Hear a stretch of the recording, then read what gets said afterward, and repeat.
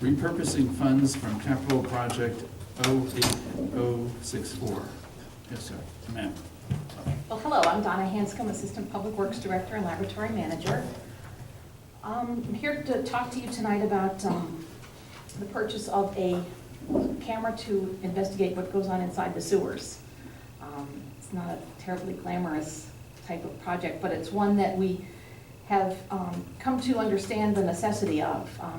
You remember in 2004 we received an administrative order from EPA, and part of that was that they required us to look inside our sewer lines. We have about 100 miles of sewer, and we were able to access about 80 miles of that with a private contractor. Throughout that, we found a lot of deficiencies, we found a lot of blockages, we found lots of different things that we are in the process of taking care of. And since then, as we've hired private contractors to come in for a day here and there to do some work, we've spent more than $37,000 on just private contractors since then.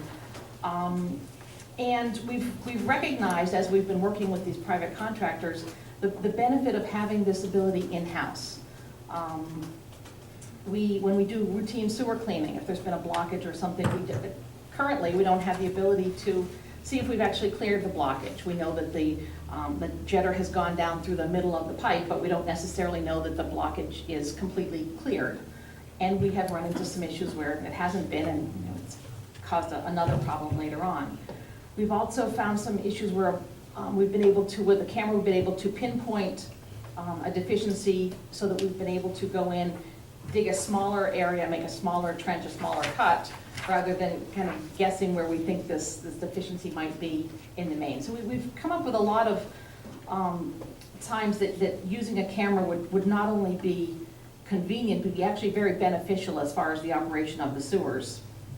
And I included a couple pictures, and I don't know how they came out on your copy, but I brought a bigger set of copies if you'd like to see it. And what they show is, and I added a third one, what they show is, the first one that shows kind of how the roots grow inside a sewer. And what you can see happens in this picture on the left is that you can run that sewer cleaner down through the middle of those, what's growing on the side there are roots, so it's kind of like a curtain of roots. So if it's all covered together in the middle, and you run that jetter down through the middle of it, because they're so flexible, you can make it kind of pass through it, and then they sort of come back. And you think you've cleaned it, you think everything is good, and it really isn't. And we've had some overflows and we've had some issues because of thinking it's clean and it hasn't been. This other picture shows, we've also used our drain, our cleaner inside storm drains. And Billy was just talking to you about drain cleaning, and we've realized the importance of being able to see inside of storm drains. This shows you a giant root that they found, I think it was on Madison Street. And we're able to remove it, but they were able to remove it because they found it first with a camera. They realized that there was something going on in there, and were able to target it. And if you see this cutter, it's kind of like one of those, like a circular cutter that you would use if you had a wood shop. And it goes at a fairly high rate of speed, and you don't want to use that without a camera to guide you, because it can do some pretty severe damage to the outside of the pipe if it gets off track. So this shows you pretty clearly what happens when it works well, and it took that whole root mass out pretty well. Another time that it's been useful to see the inside of a sewer pipe is when we've had a grease blockage. And recently on Gilbo Avenue, I think it was about a year ago, we had a grease blockage on Gilbo Avenue. And the pipe was blocked pretty much tight. During the course of regular cleaning, we were able to we had a pipe about this big, and we were able to create a hole about this big through it, which didn't really restore all the capacity. When we had a blockage that couldn't be relieved, there was a sewer issue that couldn't be taken care of, we cut it out and realized that exactly what was going on was there was a grease blockage. Had we had the ability to see inside that, we wouldn't have disrupted Gilbo Avenue. We could have targeted the cleaning and the work a whole lot better. So we've looked at several different kinds of cameras over the last couple of years, and we recognize there's something that apparently is a little unique to Keene, is that some of the bends outside of our manhole. Years ago, they used to build the manholes with kind of a bend just outside the manhole, and so some of these longer cameras, some of the contractors come in with cameras that are about 24 inches long or so, and they can't make it around that bend outside the manhole. And so we've looked at a number of cameras that would do this and would fit. We're looking at cameras that would have special wheels that go through grease, and they can go over joints, and all kinds of things that you would run into on the interior, because if a camera should get stuck in there, although it's on a cable, if it gets stuck, then you have to dig it up to pull it back out. So we've looked at a number of different cameras that are quite mobile. The setup that we are looking at, there's a couple of different contract vendors who sell them. They also, we would purchase a control box, a reel, camera, and then you can purchase a tractor that has various wheels so that it can go into larger pipes. And this one camera can go into pipes up to 24 inches in storm drains or sewers. And if we want to look at larger storm drains, we can do that with just the purchase of a tractor that kind of like just plugs in and goes with the same rest of the control box. So we looked at funding, and this project appeared in the capital project up until about 2 years ago, when we realized that there was extra money left over from a bond that had been sold for the structural integrity project. That was one of the administrative order projects. There was money that hadn't been spent and needed to be spent on sewer-related projects, couldn't be spent on other type of projects. So when it became apparent that that money was going to be unspent as part of the structural integrity project, we pulled this project out of the capital project and thought that we would come back and talk to you when it was time to request permission to spend it on this other project. So it's money that was not spent as part of the structural integrity project, and we have intentionally left it to be able to fund this with your permission. I've had personal contact with sewers and storm drains and all the rest, and I forgot to bring a great visual aid of the length of storm drain that I had to have excavated that is just packed solid with root. So absolutely, I think it's there. What is the difference between, you already have a camera. We have a 17-year-old, and think about how much optics and things have changed. I know it didn't work in very 17 well, years. so. Well, it's called a push camera, and it's intended to just go into service laterals, like coming from your house or going into your house, your service line going into your house, smaller lines, and you push it. And it will only go as far as you can push it because it doesn't have wheels, it's not powered, and it's like pushing a rope. You know, you can push it as far as you can push it, and then you can only go so far. It doesn't work as well, obviously, as the new ones. It doesn't work as well as it did when it was new either. Its optics are fuzzy. Its lighting is poor, and we are not able to record or do pictures or anything like that. And it certainly it doesn't work for us in larger mains. These things have like little windshield wipers or something?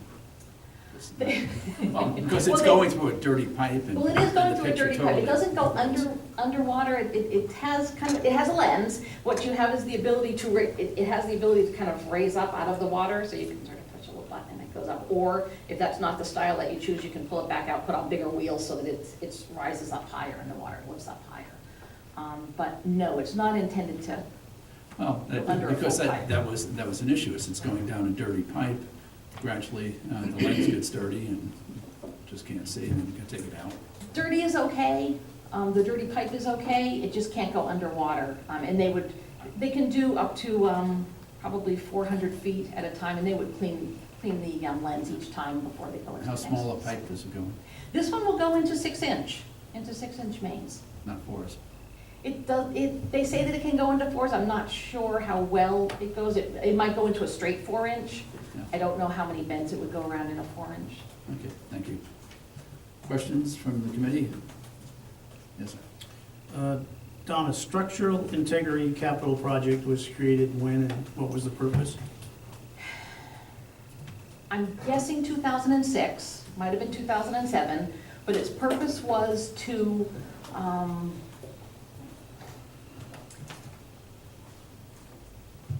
look at the, let's see, the structural integrity. This is gonna take a second.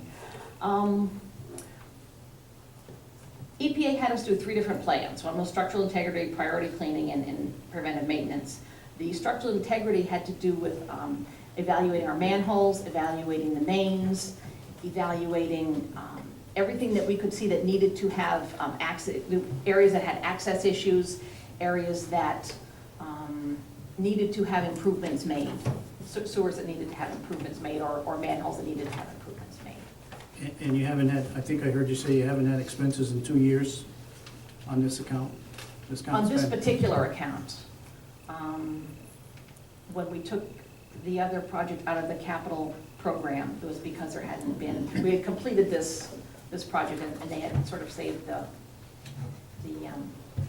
balance after that capital year. Thanks. Normally, the motion, and when I go to your last line, normally, the last line of the last page is in the motion where it recommends that City Council authorize up to $90,000 from the cost center. Should that be in the motion? It should. And the second part is, because it left me, I had no idea what was in it, or even if this cost center could have covered it without that being in the motion. Yes, it should be in the motion, and the cost center can cover it. Okay. Anything further from the committee, from the public? Following up on what Tom was asking, how long, if you have a fund that hasn't been expended, how long do you keep that fund before you just keep it forever? I don't know the answer to that. That's sort of directed by the finance department. I think some of it has to do whether it was bond funded or funded from operating expense. I think they do different things with them. I'm not really positive, and I think the finance director would give you a better. How much money do we have out there like that? There's a monthly council report, I think, that you get that lists those. I don't know what the total is. Oh, you've got a copy. The city manager is coming forward. You're here about the camera. I understand. Yes? The city council gets a monthly report with all of our project balances. What we've testified to before through Steve Thornton and others is that they look at the closeout of any of these projects within the reasonable time. They do let the project run for a short period of time to make sure that all the costs associated with the project, but once that's occurred, recommendations are then made to city council relative to any proceeds. We do not keep money in accounts for long periods of time. If that were to occur, it would be by accident, and I think the safeguards we've built into the system right now relative to our monthly reports, and our discussion that takes place through the budget process, et cetera, typically catches any amounts that are caught, they're available in that regard, that are used in some fashion if an appropriate expense comes along. Thank you. Yeah, Counselor. There's $214,212 in that account, according to this report. So there's plenty of money to cover. They can cover it. Yes. Anything further? Where are we? Okay, so we have to, that amount up to $90,000? Okay. Okay, I move Finance Organization and Personnel Committee recommends the City Council authorize the City Manager to do all things necessary to use project balance from the Structural Integrity Capital Project 08064 of an amount not to exceed $90,000 for the purchase of a camera system to televise sewer and drain lines. Second. Motion's been made and seconded. Anything from the committee? Public? Yes. I just think it's a good idea, because when I was looking at the daily per diem rate of $1,500, so you should recover the complete cost of the camera in about 60 to 75 days. If we used it every day, Yeah, but, correct? 60. Make an interesting program on Channel 8. Okay, a motion's been made and seconded. All in favor? We are 3 in favor. Opposed? We have 1 opposed. Thank you. Next item on our agenda, and this is item 8. This is a request regarding the Time Warner cable subscriber franchise fee. We've had a public hearing on the matter, and by public hearing, that unfortunately means that the public can no longer speak. It's just, correct, City Attorney? Yes. Okay, it's just basically the committee. We did receive 2 communications that were received timely in terms of the public hearing. One of them is from a resident on Arch Street, basically saying that, recommending that we should vote no on increasing the fees, saying that Channel 8 is on the low list of to-watch channels. Okay. Then there's another comment from a Bradford Road individual, also urging a no vote, basically on the basis of that their bills are already taking enough out of their wallet, and other than taping city council and school meetings, Cheshire TV's programming choices are not theirs, and they don't want to pay for them. So again, these were timely, and they are in the official record, and I think it's just appropriate for the committee at least to hear. So what we are discussing is the potential, as requested, raising the franchise fee from 3.25% to 3.5%. Hearing was held on August 7th. Someone from staff representing, giving some guidance, please.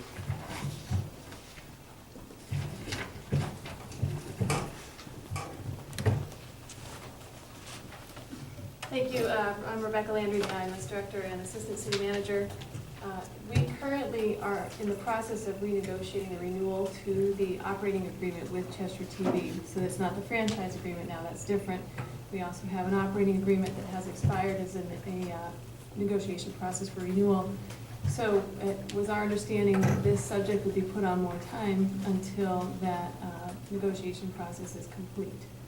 This topic. Committee comments on the subject? Yes. But you just said that there were two different issues, so why would the franchise fee have to be dependent on the operating agreement? Right, they are not codependent. However, the breakdown of how the franchise fee is distributed to the two organizations, the city and Cheshire TV, is dictated by that operating agreement. And because it is expired in the process of renegotiation, it's just not settled at this point.